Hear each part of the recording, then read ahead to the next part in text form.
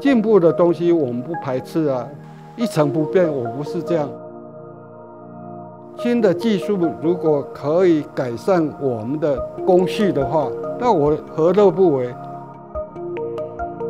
技术人人都可以用嘛，人人都会。可是我们表达的会有差异化，还是有人还是喜欢我们做的东西啊。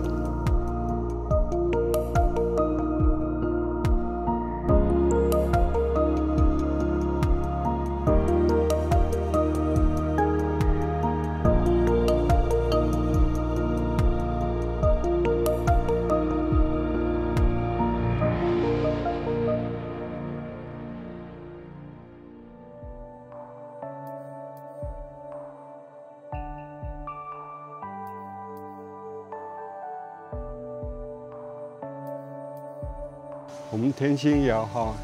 成立在1955年，也就是我出生的隔年早期是在做琉璃瓦，还有水缸、酒瓮，还有一些民生的出陶。1978年开始因为我阿嬷过世了，父亲就接手这个天星窑，正好是我们这种窑厂的最鼎盛的时期。然后我1979年开始回来帮忙，到1980年我就独立就管理这个窑厂，一直到现在。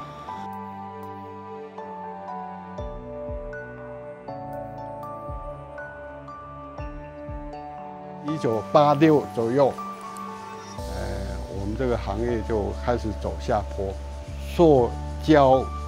产品那个时候就出来了另外一个就是大家同行业的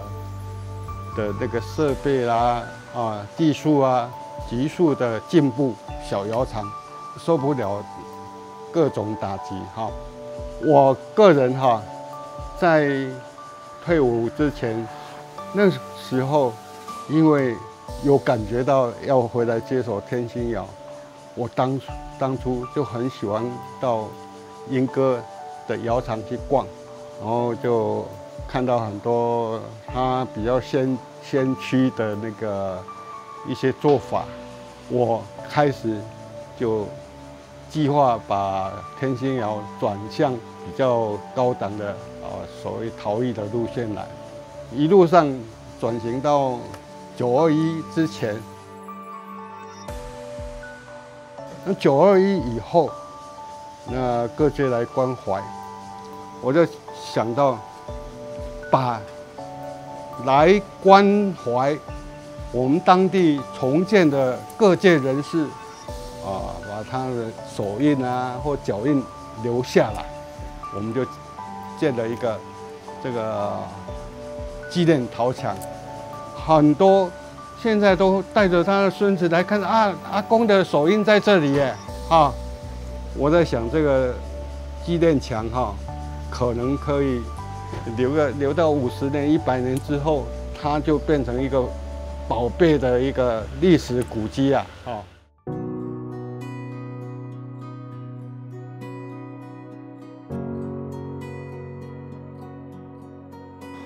我们天星窑从创窑到现在，总共有69年了，就是真正的在这边深耕。我们希望我们天星窑能够在这个地方继续经营下去，能够到第5代、第6代。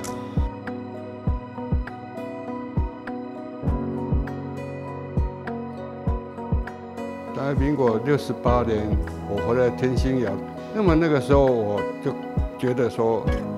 自己烧陶自己要会配釉，我从那个时候就开始努力的去钻研这个釉药的配方，就累积有足够的漂亮的釉方，然后我们在生产的过程当中逐渐的淘汰，到现在大概30几种配方就够我们用了。好的鱼竿给不会钓的人恐怕也钓不到，所以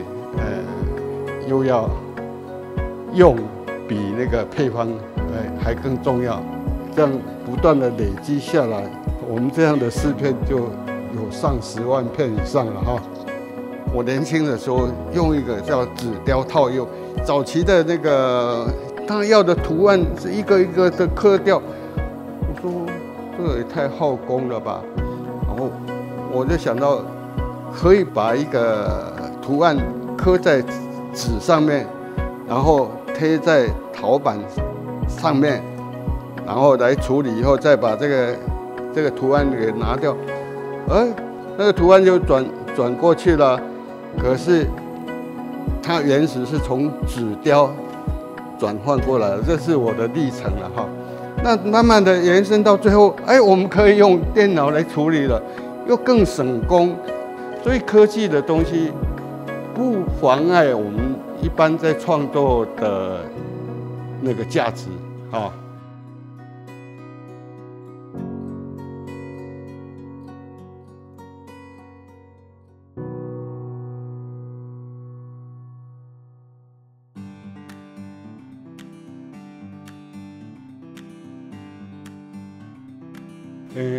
早期哈，我们做琉璃瓦用的陶土很多，曾经用牛来炼土，所以每一家窑厂都养一只牛。我小的时候还放过牛。那牛因为很重，它把陶土踩得均匀，还有用人工用脚踩，再来就是用手揉。这个炼土的意义哈，第一个就是把陶土均匀的混合，再来就是要把陶土里面的空气给揉掉，里面可能有一点杂质，在揉的过程当中可以发现那个陶土里面的杂质，可以把它排除。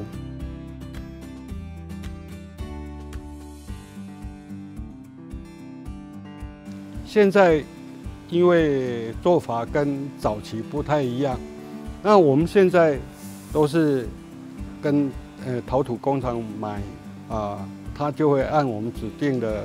帮我们初步做好我们就要经过自己的炼土机来做各种调整。在搅拌过程当中，它还有抽真空，这样炼出来以后，那个陶土是很均匀，而且很密实的。进炼土机的时候，可能水分比较多，比如说一般我们在可以拉坯的东西，大概水分占25%，我们要的是25%，可是我们进去可能20%，然后再慢慢的加一点水分，让它在里面均匀混合，手去压就会感受到它的软硬度这样慢慢调整到你刚好要的。如果太软了，我们可能要再找稍微干硬一点的陶土进去混。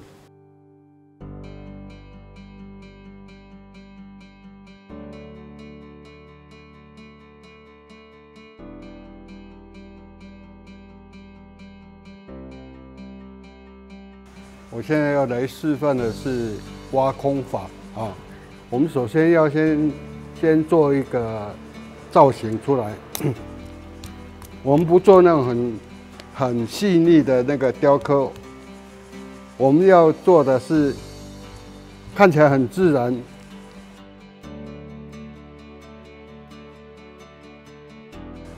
那现在基本上它的造型已经出来了，但是这样一个实心的东西要送到窑里面去烧会有问题，它可能会爆掉。我们要找一个到时候要挖的方向最好的一个角度去切开，然后就要开始来做挖空的动作。当然还要保留一定的厚度。一般我们像要看作品的大小了，最薄当然不能薄于0.5公分，但是像我这样的大小的作品，大概1公分到1公分半里面是比较理想的。像有一些在挖空的时候，有一些角度是看不到的，就要凭感觉。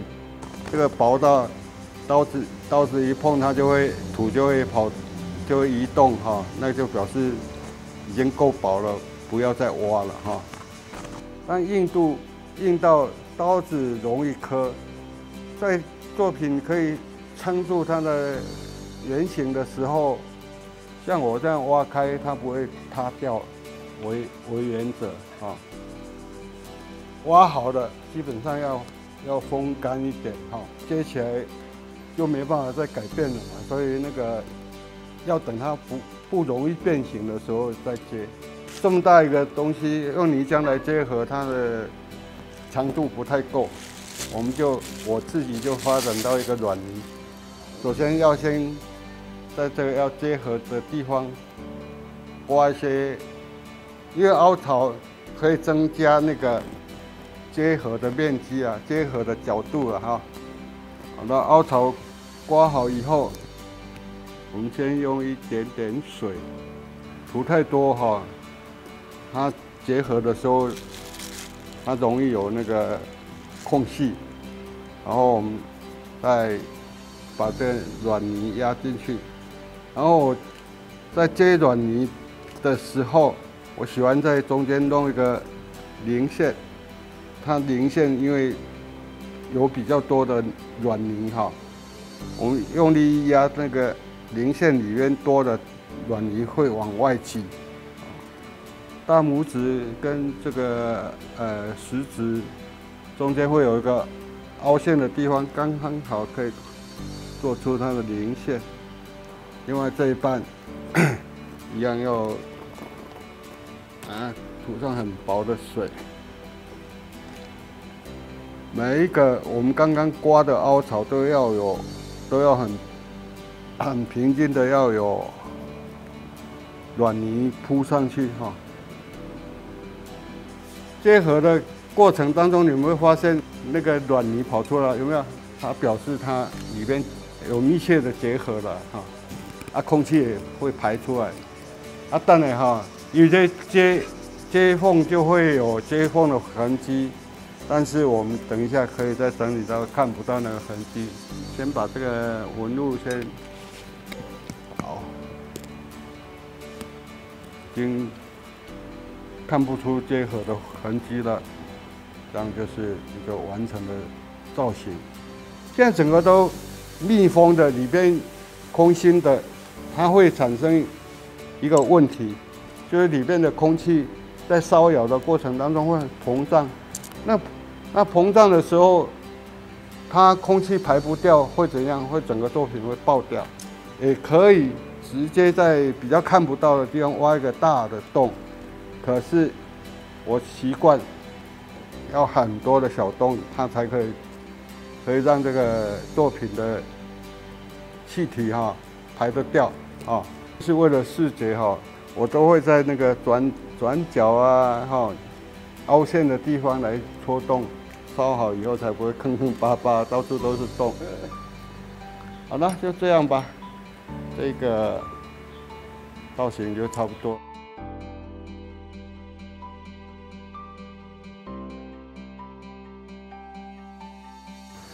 这一组可以讲大吉大利，用那个谐音来讲，也可以跟它取名全家福那我这件作品除了那个挖空的技法之外，我还融合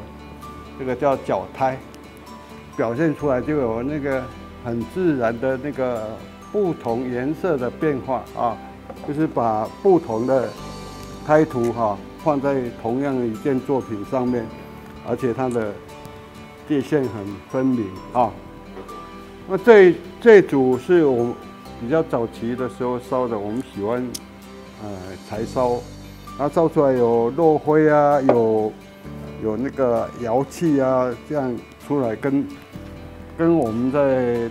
电窑瓦斯窑烧出来是有一点不一样。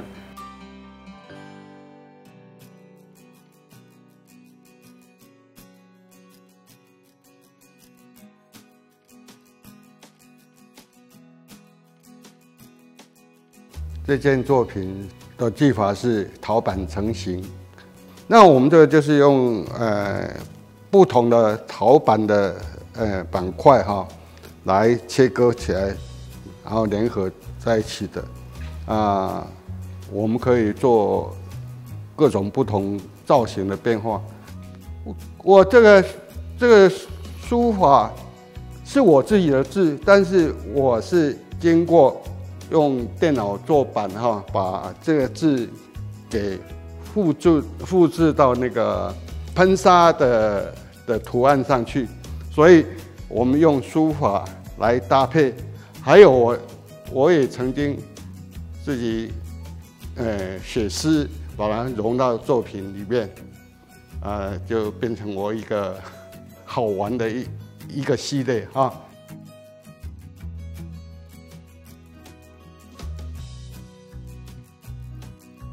本来这个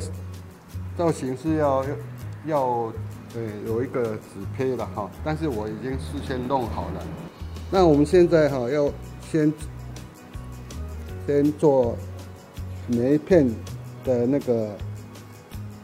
如果小型的那个陶板软软的也可以用，但是我们现在要做这个比较大型，甚至于更大型的时候，这个陶板的硬度一定要够。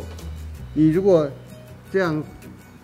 站着不会变形，才可以操作嘛。好，太干也不行，太干它接了容易失败。我们在切割的时候，这个锯片一定要贴平、垂直，厚度最后还是不能超过1.5公分啦。超过1.5公分，在烧的时候可能就会有问题，怕会爆裂啊。太薄的东西，以后在使用上都会比较脆弱。陶板成型大概都是0.8公分到1.5公分当中会比较理想。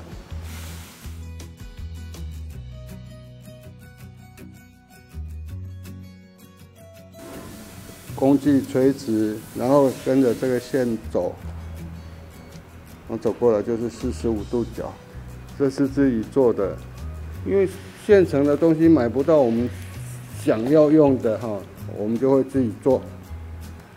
好了，这个备用的那个陶板已经好了。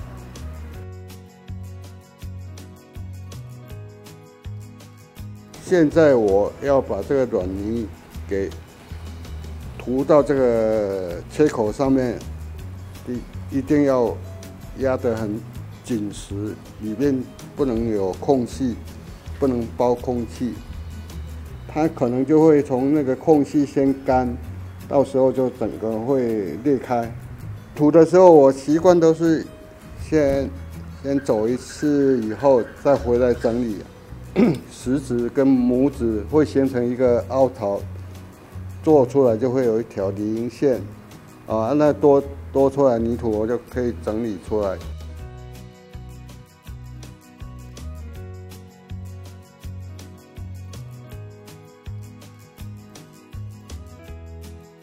这要补墙，我补墙都用可以拉坯的陶土，软泥强度有一点不够。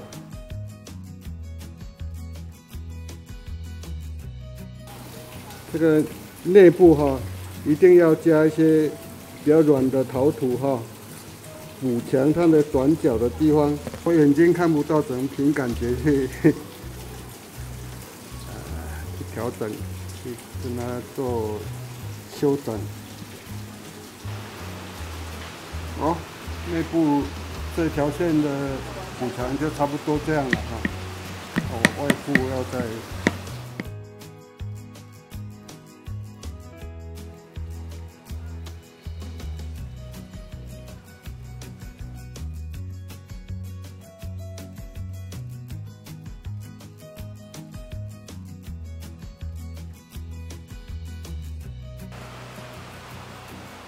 这边软泥就让它稍微厚一点，到时候我们要挤上那个底板的时候，它可以比较有缓冲的空间了哈。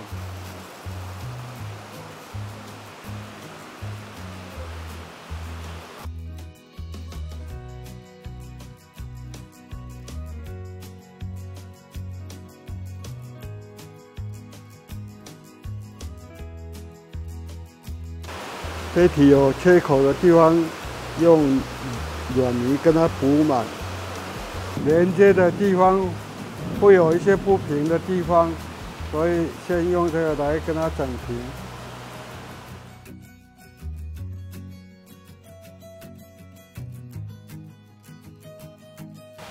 这个要封上面的上盖的时候，这软泥就要厚一点。因为等一下也没办法整理，所以没有厚一点的话，它怕会有一些瑕疵，到时候根本就补不到啊。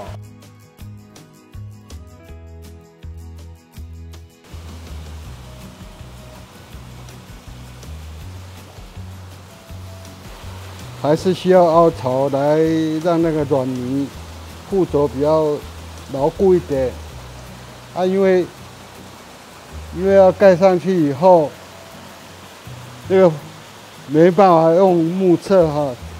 所以范围要大一点。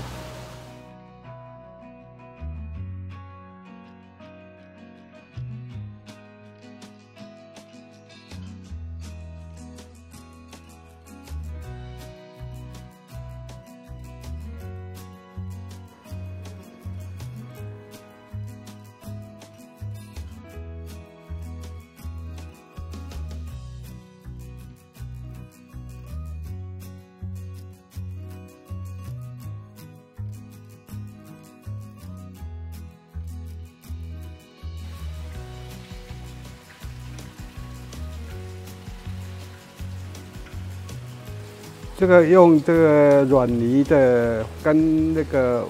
陶板在结合的时候的那个注意事项是一样的，里面的空气一定不能包住，一定要让空气可以排出来。海绵是要把这个陶泥给整理平顺。好了，这个就先让它完工了。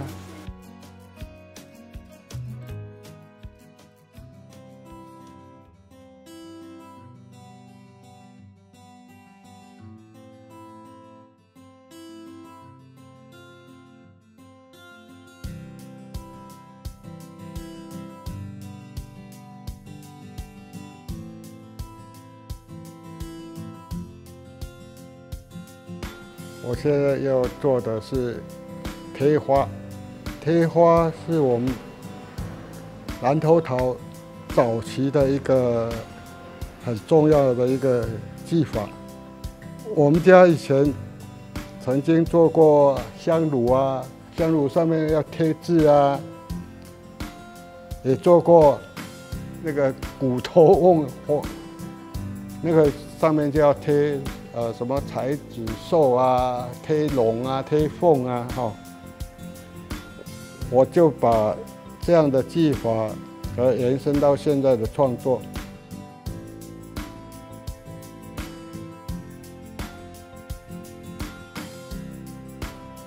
我在贴的时候，我会在旁边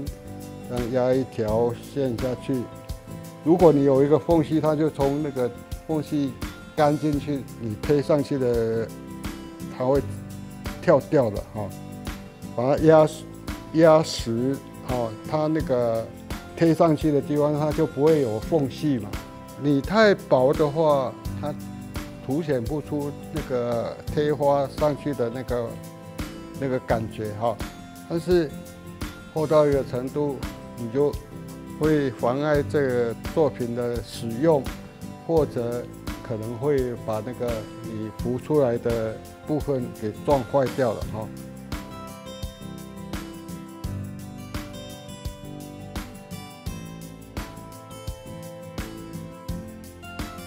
用这个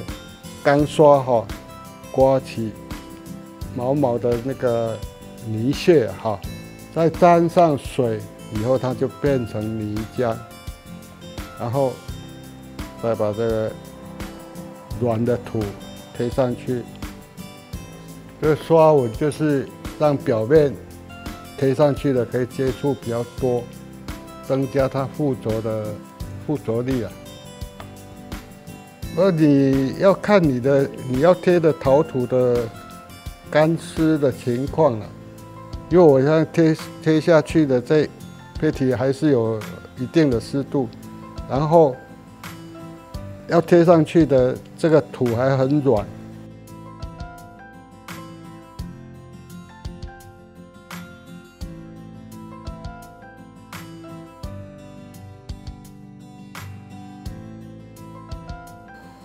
这个就是飞鱼贴花的成果。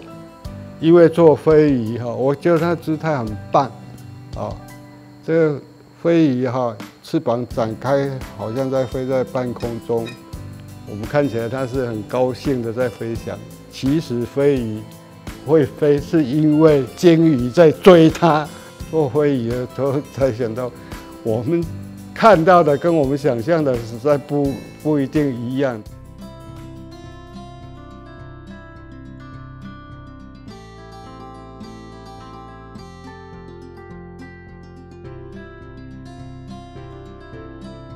我这个是浮雕的一个茶壶。所谓的浮雕，表面是平的，它是一种减法。这个都平面的，我们要让它感觉到像立体的，像这个叶子又比这个花瓣再更深，又往底下一点啊。事实上，其实它最高的地方都是平的。其实我们陶瓷的浮雕跟木雕啊、石雕啊，或者竹雕啊，意思都一样，但是材质不一样，我们用的工具可能不一样。陶雕因为陶土里面有一些颗粒，你又要注意那个颗粒的变化啊。因为我们陶雕哈，通常都用干胚，或者我都喜欢用隔硬胚来刻。所谓的干胚就是完全干了再来刻，隔硬胚是等这个胚体表面已经像皮革的硬度我们就开始刻因为这样在刻的时候，那个胚体不容易崩坏，干胚比较可以刻出像篆刻那种感觉，它边缘会有一些稍微崩裂的那种感觉。我现在要示范的就是隔硬胚的那个刻法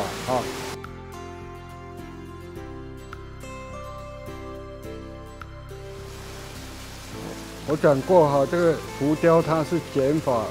就是把不要的刻掉，慢慢的自己就会懂得怎么样才不容易失败。比如说我们现在刀片有一个正面，有一个反面，像我们现在正面刻的时候看起来好刻，但是容易刮太多的土或者会卡住手一顿，它就容易刻得太深啊。以前我在教陶艺的时候，我最喜欢用打桌球的那个做比喻了你打桌球，你刚开始老师教你要45度，那球来了，你用45度，你怎么去量？到最后你熟练了以后，就是一个反射动作就出去了嘛。所以这个陶艺也一样这只要所有的功夫都是要学习到一种反射动作。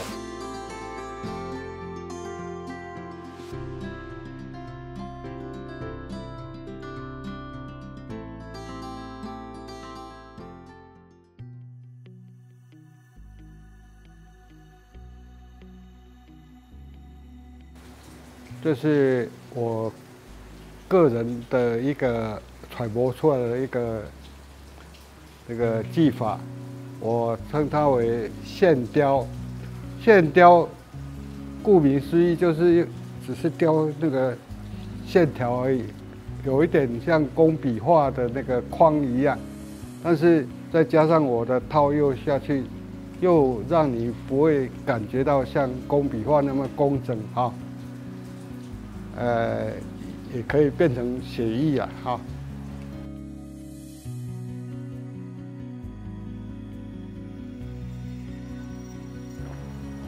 牙刷派上用场，因为我们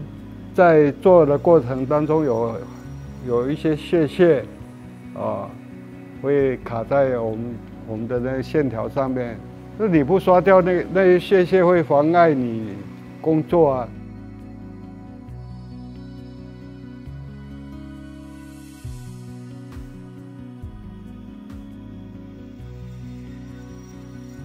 我的作品里面有一种把这个胚体贴上一层纸，把那个图案刻出来。刻出来以后，我再上釉，再把那个纸拿掉，就有2种不同的颜色了。到最后，我们才发现说，这个电脑刻制的卡点西德来做纸雕，蛮好做，而且可以一直复制在这个图案除了套釉之外，我们还可以喷砂，让它变成有一个立体的感觉。因为喷砂是靠那个压缩空气，把那个金刚砂或者铝粉喷出来，把我们的胚体给喷掉嘛你一不小心就会喷得太深。喷起来就会坑坑巴巴的，很难看你喷砂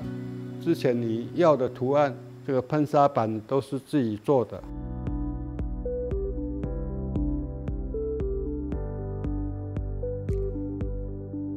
这个作品我们称它为桑香系列。我们这个作品的发想就是跟我们朝夕相处的绿色隧道的大樟树有关系，我们就想要把那个樟树的树皮表现在我们的作品上面，是在搭配的时候利用表面的那个干度，跟那个胚体的干度不一样，然后把作品给撑开以后，它就会产生自然的裂纹。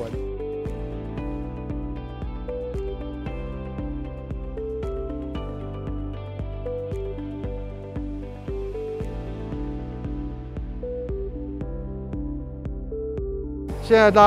拉到一个程度以后，我们就是要在表层涂上一层那个我们配好的泥浆，然后现在我们在胚体的表皮刮上那个线条。第一个作用就是让我们那个瓷土加烧粉的这泥浆可以牢牢的附着在表面，然后在撑开的过程当中它可以顺着那个刮痕来裂开。涂的厚度要适中，太薄了它那个裂纹会裂得不明显。但是你如果涂得太厚的话，它可能会整片脱落。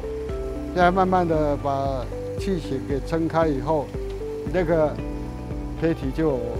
裂纹出现了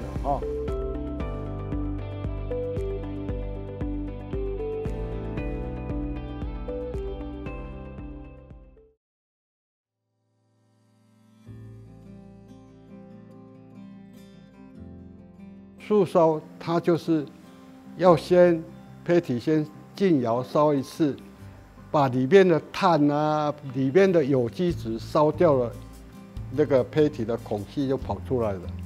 我们再上釉，釉浆容易吸到胚体里面，才不会你上完釉烧的时候，那个釉药就会产生不好的变化。因为它素烧过了，它比较不怕水。你上釉，你上再厚，胚体不会溶掉。并不是所有的东西都一定要素烧的。比如啦，像有一些人在烧青瓷，因为青瓷釉药要很厚，它通常需要素烧。还有那个棱棱角角很多的东西，你如果没有素烧，你根本没办法上釉。所以素烧这样的动作是为了你上釉，还有就是对某一些特定的釉种上釉不会产生失败，所以才要素烧。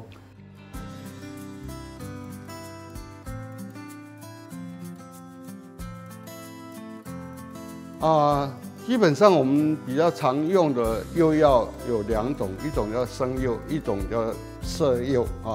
那色釉通常都是色料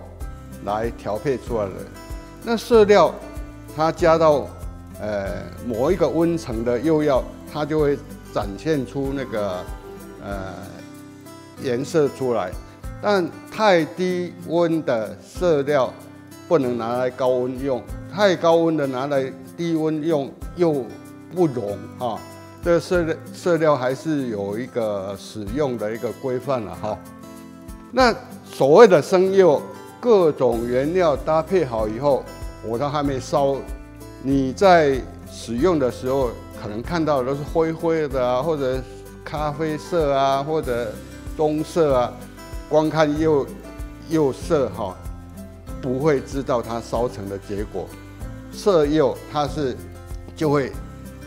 照它原来的颜色给展现出来。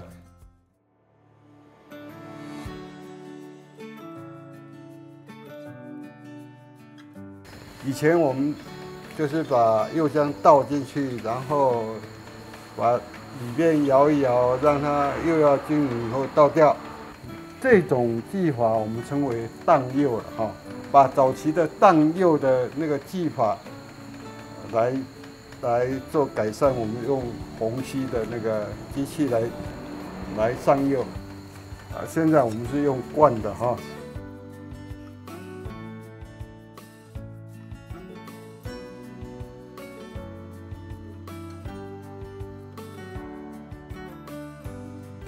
这一件就是我的3件品的系列。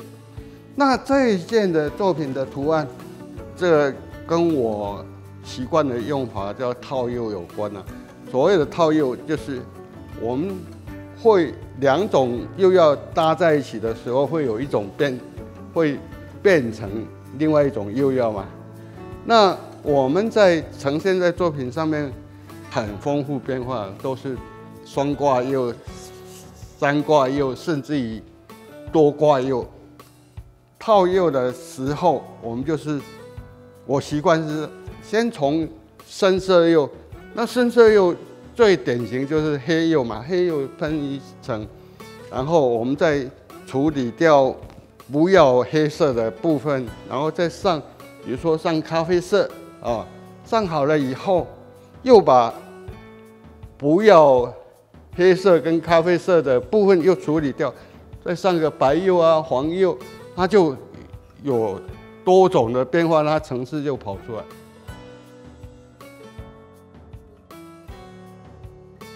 我要反复动作把它擦干净。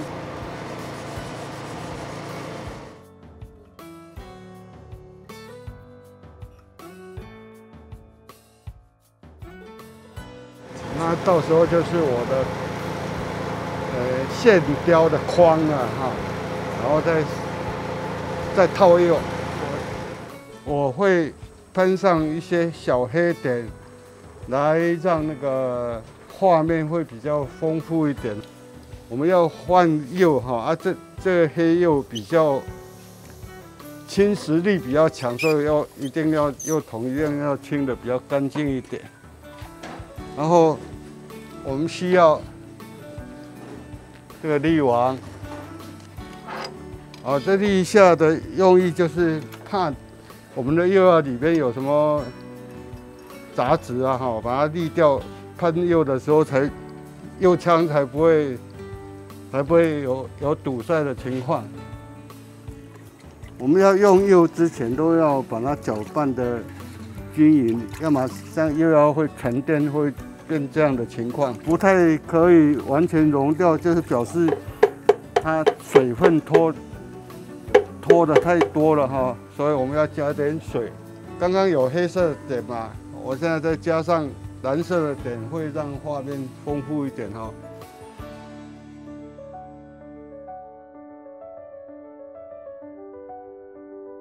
白加咖啡会有一点黄，黄再加蓝会有些蓝绿，所以我们就利用这样的颜色的变化哈，来做这个布局。要先深色，再中等的颜色，再浅的。好，我现在就先第一层的叶子哈，把它用深一点的，有一点偏蓝色的绿哈。所以我先把叶子先擦掉哈。西瓜我等下要稍微有一点点偏黄才跟叶子有一点区隔了哈。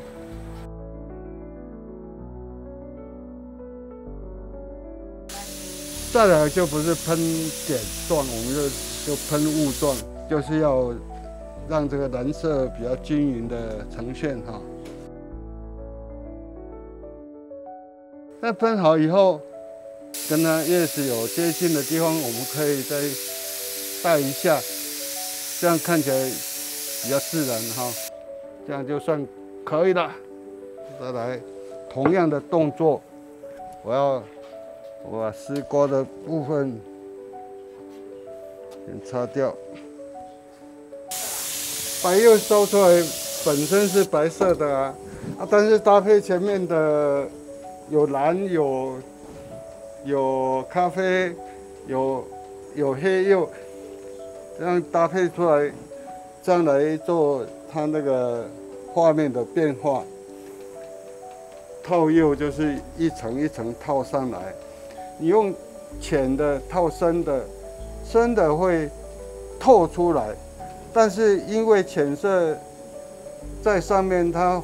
会颜色会降低。那我这一层的透明釉是要让整个画面变亮，它不会影响前面的颜色。那这个灰黑色是因为我们加竹炭，可是烧好以后，那个竹炭会烧掉，所以就会产生那个透明的效果出来。我们是工研院在921之后。为了要发展竹炭的技术，所以他就找我们配合，然后研发出竹炭陶。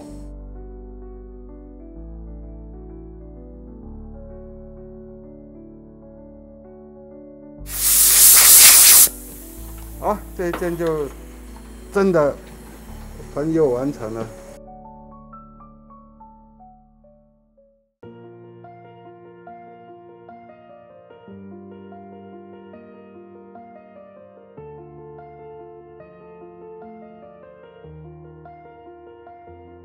我们陶艺界在讲釉上釉下，就是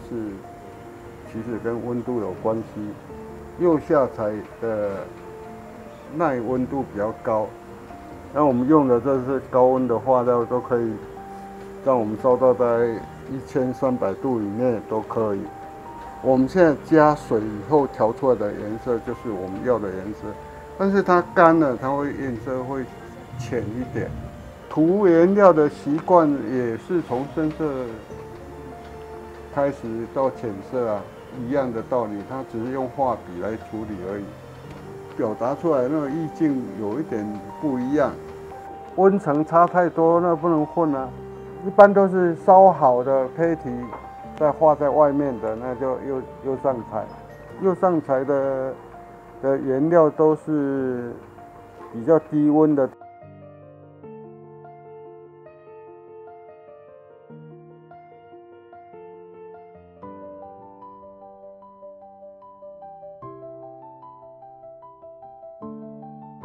我们是从柴窑到瓦斯窑到电窑，我认为各有千秋，你要去运用它的优点。现在都全自动的哈，那个程式会帮你管制好。因为刚开始在烧窑的时候，下中上，哦，那温差很大，你要抓到它平均，它才可以再往上升。因为前段是对流热嘛，对流热哈，因为这底下烧的温度会往上冲，铁定上面的温度比较高嘛。我们这做电窑，大概有6排炉线，每2排是1组，哦，分为上中下。那我们每一组都有独立的一个控制温度的控制表哈。那程式是这样的，是以下温当母表，哦，那中上温是副表哈，子表冲过去，它就要停来等母表。那母表有时候它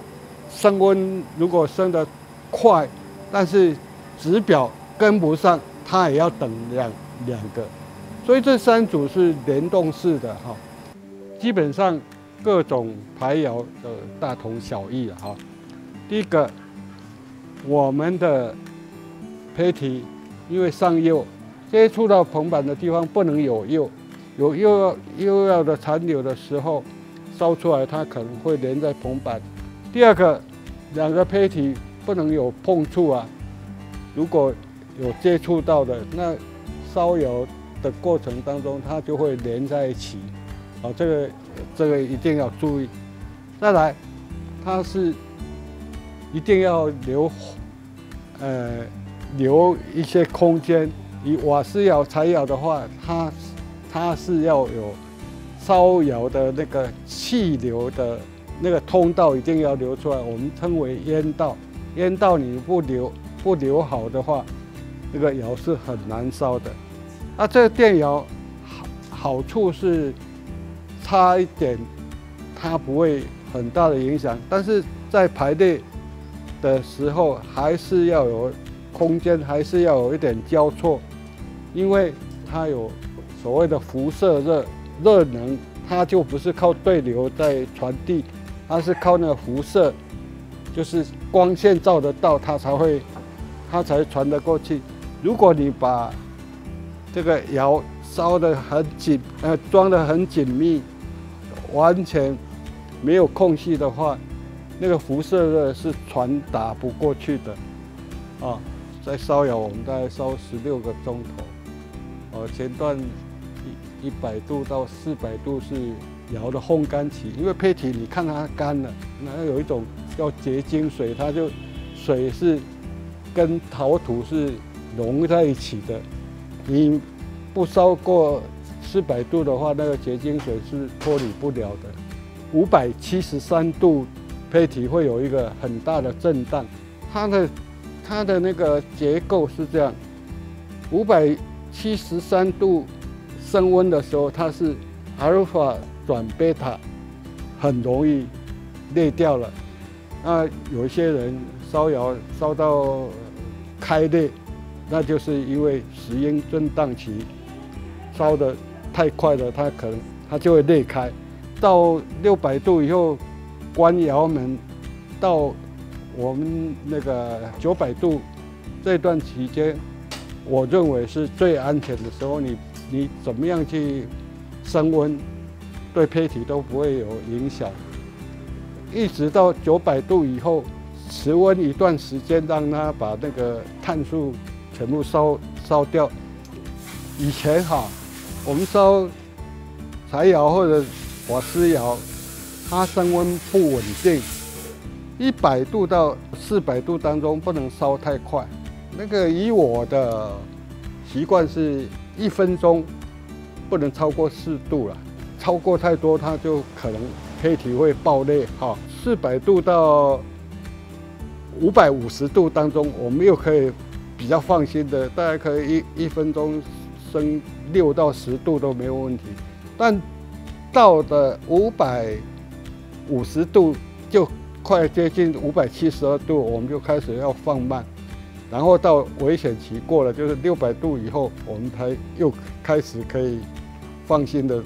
升温度。然后900度以后，我们就要去注意到你上的是什么釉药。比如我们烧的是1250度，我们进入到1100度，我们就要放慢，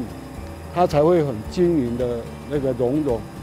一直到1250度烧结的时候，我们还要持温，一般我们持温是30分钟，也有人持温1个钟头，那就看你的设定，看你的釉药的性质。我们降温不能降得太快，因为釉药还在变化，一直我们要降到1100度以后，才可以很放心的让它降温。而接近600度，就是靠近573度的时候，那转换的时候，它也有一个很剧烈的收缩。那个时候，如果你没有注意，台语这个烧起、烧坏了，这样的情况来敲它，它会有破裂的声音。降温，通常都要超过16个钟头了。升温是电表在控制，降温是人在控制。我们不开窑，它可能3天都不能出窑。你要先松窑门通气，它才会降温啊。这上面还有个通气口，开的时候它就可以通气啊，它就有一个循环，它热才散得掉嘛。刚开始高温的时候可以开快一点，573度，那个时候会有热震荡啊。大概到600度，我们就开始降温降慢一点。我们一直要让它降到400度以后，我们才开始又可以放快一点。底下温度大概150度，上温大概250度，我们就开始慢慢开窑门，开到最后上面150度，我们就放心的拉出来。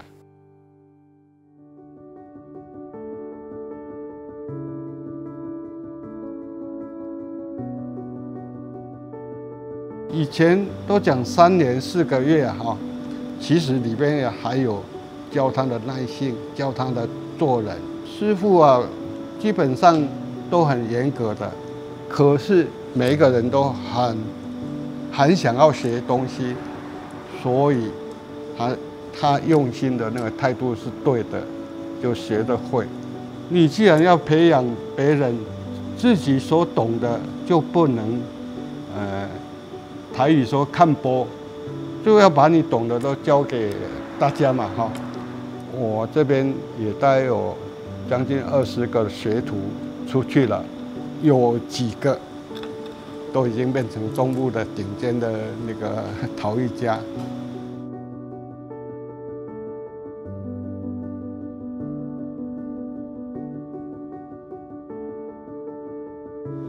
现在哈最流行的就叫文化创意，光讲创意是不持久，是行不通的。应该要把优质的文化当底蕴，然后再来搞创意。文化是什么东西？文化是人类生活的轨迹。我个人认为，传统是经过时空考验存活下来的好东西。我是喜欢运用传统的方法、传统的元素。古时候怎样做，我们好的地方我们继续保存下来，但是我能够加上什么自己的元素上去，这样我认为这样才叫做文化创意。从我民国72年转型为现代陶艺到现在，因为政府一直在推动啊，如果要走这样的陶艺路线，第一个要先把自己的文化做好，就是要代表自己的风格特色，还有核心价值都要兼顾了。基本上我认为一个很重要的因素啊，就是所谓的品牌。所以品牌它不只是一个 logo， 它不止知名度，它还要有你的坚持的一个路线。我常常讲说，要做自己，要自己做，自己做就是核心的东西，那一块就是我最硬的一块，我就是用这个核心来竞争。所以如果要做陶艺的人，我希望能够建立起自己的风格，建立起自己的特色，这样才能够长久。